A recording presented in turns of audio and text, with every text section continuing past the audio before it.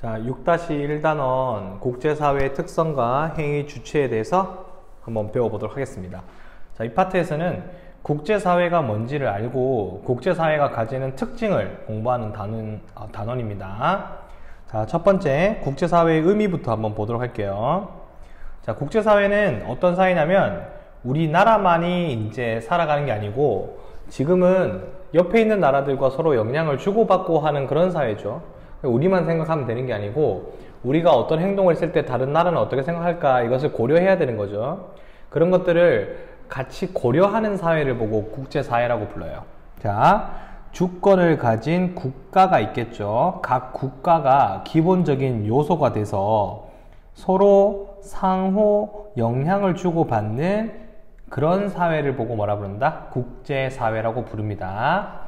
첫 번째 우리가 중요한 게 있는데 국제사회에 주체가 있어요. 국제사회의 구성 요소라고도 부를 수 있겠죠.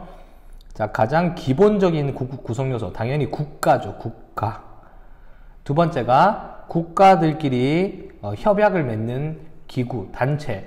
그래서 국가들이 구성 요소가 되는 국제기구가 있고, 그 다음 다국적 기업. 우리가 이미 글로벌 기업들이 있죠. 애플이나 구글이나 삼성이나 이런 그 회사들도 국제사회의 주체가 될 수 있고, 자, 개인도 국제사회에 영향력을 끼칠 수 있죠. 요건 이제 영향력을 줄 수 있는 개인이 되겠습니다. 영향력. 자, 이런 사람들이 다 국제사회의 주체인데 이 국제사회의 주체에 대해서 뒤에 가서 하나씩 알아보고 일단 국제사회가 가지는 특징부터 좀 보도록 할게요. 자, 이제 국제사회는 두 가지로 우리가 또 고민해 볼 수 있겠죠. 약육강식의 그 사회인가 아니면 가꿀 수 있는 곳인가 이런 내용이 있습니다. 국제사회는 크게 두 가지로 나눌 수 있어요. 첫 번째는 힘의 논리를 중시하는 현실주의 관점이 있고, 두 번째는 가꿀 수 있는 정원으로 보는, 그러니까 협력을 해서 평화를 유지할 수 있는 평화 공존을 가능하게 본다는 자유주의 관점이 있습니다. 두 가지가 있어요. 그래서 국제사회에서는 힘 있는 나라가 최고다라고 보는 현실주의가 있고, 두 번째 구성원들끼리 협력을 하면 평화를 공존할 수 있다라고 하는 자유주의 관점의 국제사회가 있습니다. 자, 왼쪽에 표를 확인하시면 현실주의랑 자유주의를 구분해 뒀죠. 현실주의에서는 현실의 이익이 중요하다. 국가의 속성이 자국의 이익을 우선시한다가 되겠죠. 지금은 조금 현재 2023년 현재는 약간 이 현실주의가 맞는 것 같아요. 선생님이 생각했을 때는.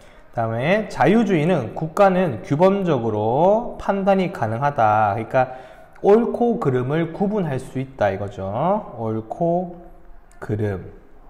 그 다음에 정당한 것 이런 거.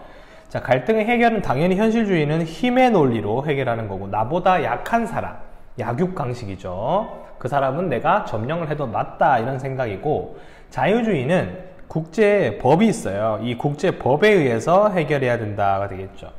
이 현실주의는 과거 우리 신학로 개척 이후에 등장했던 제국주의 시대 때 많이 이제 널리 쓰였던 관점이고, 이 자유주의 관점은 냉전이 끝나고 난 한 20세기 후반 그때부터 이제 우리가 자유주의 이제 관점이 들어오기 시작했죠.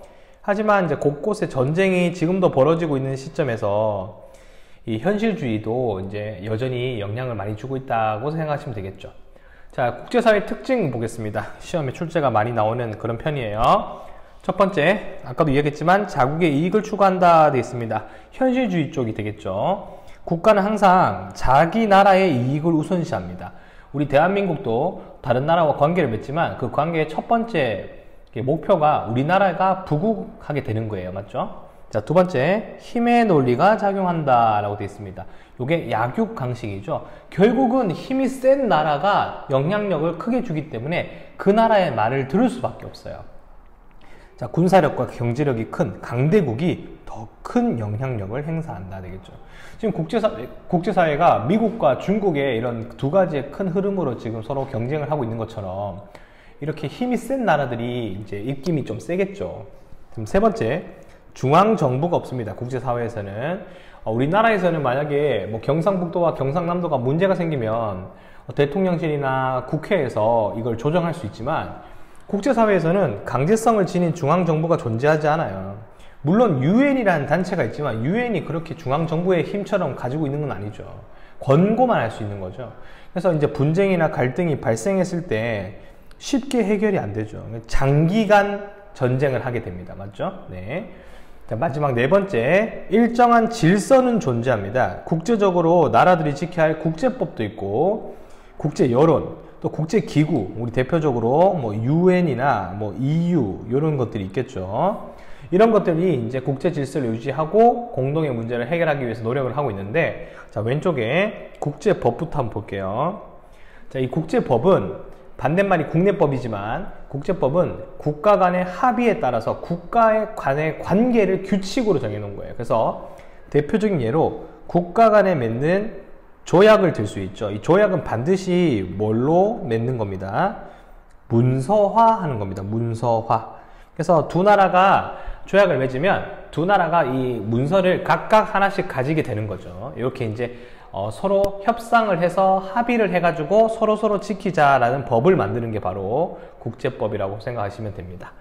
자, 밑에 해보자에 상설중재재판소가 있습니다. 자, 이 상설중재재판소는 왼쪽 밑에 보시면 나오시죠. 자, 네덜란드에 있는 이제 재판소가 되겠습니다. 국제사회에서 문제가 발생하고 분쟁이 발생했을 때 해결해주는 재판소가 있어야 되겠죠. 그래서 1899년 제1회 헤이그 평화회의에서 체결된 국제 분쟁을 해결하기 위한 조약에 의거하여 국제법에 의하여 평화적으로 이제 문제의 분쟁을 해결하는 것이 목적인 게 상설중재재판소가 되겠습니다. 그래서 이제 대표적으로 지금 국제사회에서 가장 큰 문제는 영토 문제와 뭐 경제권 문제가 되겠죠. 그래서 상설중재재판소에서 중국이 남중국해의 영유권 주장에 대해 법적 근거가 없다. 그렇지만 중국은 그 판결을 뭐 하고 있지 않다? 따르고 있지 않다. 아하, 그러면 중국은 그게 안 무서운 거예요. 상설중재재판소의 판결을 꼭 듣지 않아도 된다는 거죠. 그래서 첫 번째가 중국은 무슨 이익을 찾아 떠나고 있다? 자국의 이익을 추구하고 있고, 그리고 강력한 무슨 정부가 존재하지 않는다? 중앙정부가 존재하지 않는다는 게 이 예시에서 보여줄 수 있는 거죠. 그 다음 뒤쪽으로 한번 가보겠습니다.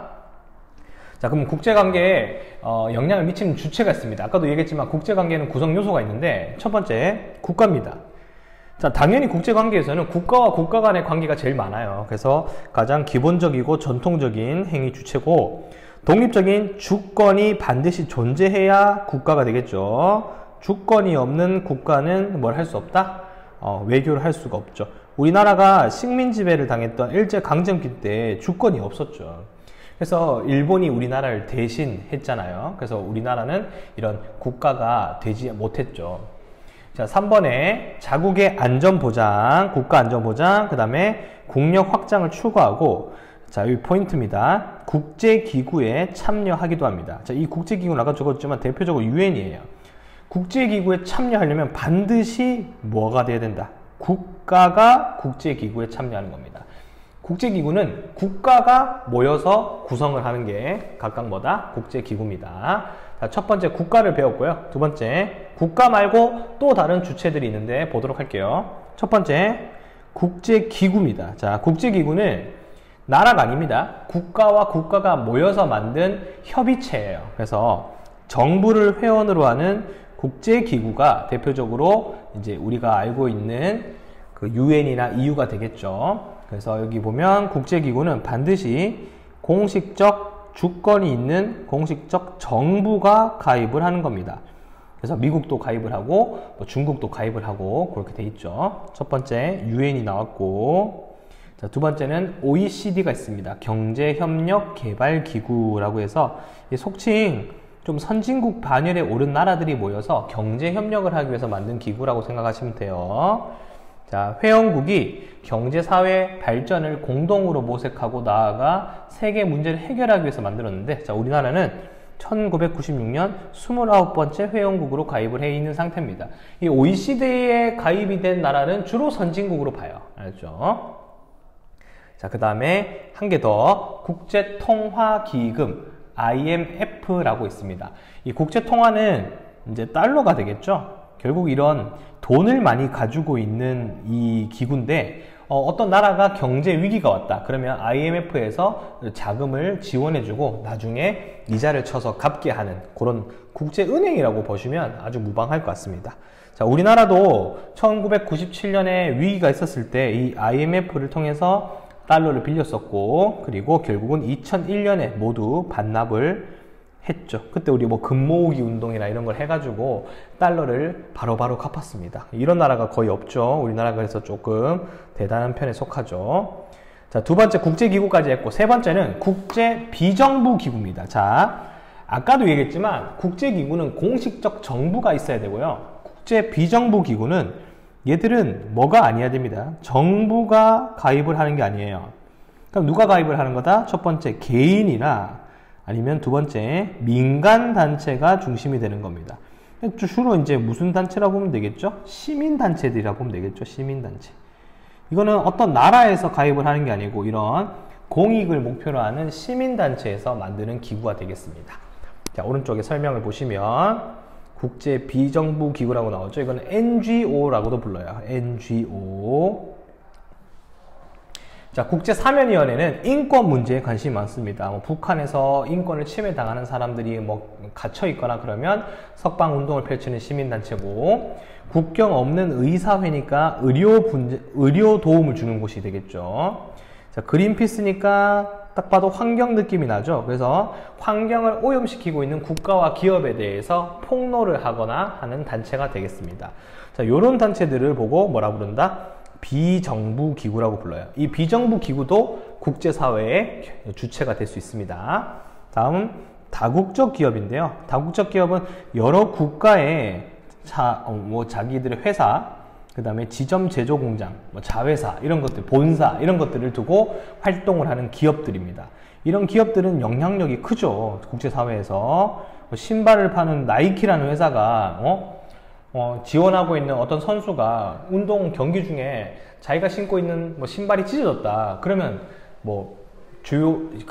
경기를 시청하는 사람들이 나이키 신발 별로 안 좋다 이렇게 영향을 받을 수도 있고 하죠. 그리고 나이키가 어디에 공장을 지었다더라 그러면 그 나라는 부자가 될 수도 있겠네 라는 생각을 하겠죠. 그러면서 다국적 기업도 국제사회에 영향을 줄 수 있습니다. 그 다음 영향력이 있는 개인, 교황이나 맞죠? 아니면 BTS나 우리로 따지면 이런 사람들이 하는 말 한마디 한마디마다 전부 다 어떻게 되죠? 영향을 주고 받겠죠. 또 지금 기업인 일론 머스크나 이런 사람들의 하나하나의 행동이 전 세계에 관심을 가지게 되죠. 이런 것들은 전부 다 국제사회의 주체가 될 수 있는 거죠. 자, 그 다음에 국가 내 지방정부나 아니면 소수민족 이런 것들도 전부 다 뭐가 될 수 있다? 그 행위의 주체가 될 수 있습니다. 예를 들어서 뉴욕은 미국의 하나의 도시지만 영향력이 크죠. 우리나라의 서울처럼. 자, 밑에 자료 콕콕을 보시면 국제연합은 어떤 곳인가요? 이렇게 되어 있는데, 국제연합은 2차 세계대전 이후에 평화를 유지하자고 창설된 국제연합기구입니다. 얘들은 평화 유지 업무를 수행하고 있어요. 그래서 여기에는 약 200개의 국가들이 지금 현재 가입을 하고 있는 상태죠. 특히 이 UN 밑에 있는 국제사법재판소, 여기는 UN 기구예요. 여기는 국가 간의 분쟁을 해결하는 국제연합의 무슨 기관이다? 사법기관이다. 아까 전에 해봤던 국제사면위원회하고 달라요. 국제사법재판소입니다. 여기는. 그러니까 UN이니까 여기는 정부기구 이렇게 생각하시면 될 것 같아요. 국제기구입니다. 자, 국제연합안전보장이사회라고 해서 여기서 나라들이 모여가지고 회의를 하게 되겠죠. 자, 그 다음 밑에 자, 이제 해보자 내용인데요. 국제사회의 난민 문제에 대해 유럽연합. 자, 유럽연합은 어디에 속한다? 국제기구에 속하겠죠.